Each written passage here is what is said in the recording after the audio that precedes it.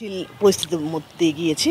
আমরা আশা করব সামনের বছর 2025 সাল আমাদের নতুন করেই শুরু হোক। স্বাধীনতার মধ্য দিয়ে আমরা আবার নতুন করে দেশ স্বাধীন করেছি, আমরা যেটা বলেছি, এবং আসলেই সেটা হয়েছে। এবং সামনের বছর আমাদের সেভাবেই কাটুক, খুব সুন্দর করে কাটুক, এবং বিশেষ করে ধর্ম নিয়ে কোনো যাতে রেষারেষি না থাকে, এটি আমি চাইবো সবার কাছেই।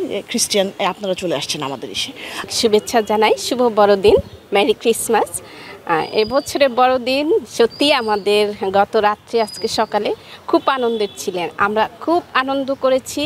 এবং জগৎ যদিও অনেক অস্থিতিশীলতার মধ্যে চলছে, অনেক আমাদের দেশেও মনে হয় যে অনেক অশান্তি আছে, কিন্তু আমার ব্যক্তিগত জীবনে আমি মনে করি যিশু খ্রিস্ট যিনি শান্তির জন্য জন্ম নিয়েছেন, আমার অন্তরে সেই শান্তি আছে।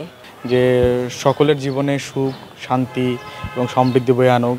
আমাদের বর্তমান দেশের যে পরিস্থিতি, সবাই ভালো থাকুক, সুস্থ থাকুক, ঈশ্বর যেন আমাদের সবাইকে আশীর্বাদ করে। যিশুর কাছে আমাদের প্রত্যাশা হচ্ছে যে এটাই, যে বড়দিনে সবাই সুখে শান্তিতে সুন্দরভাবে একত্রিতে সবাই মিলে, জাতি ধর্ম নির্বিশেষে, ঠিক আছে। যদিও বড়দিন খ্রিস্টানদের একটা ধর্মীয় বড় অনুষ্ঠান, বাট এটা আমরা সবার সাথে সহযোগিতা করে পালন করে থাকি। তো প্রত্যাশা এটাই যে সবাই সুন্দরভাবে শান্তিতে থাকুক, ভালো থাকুক।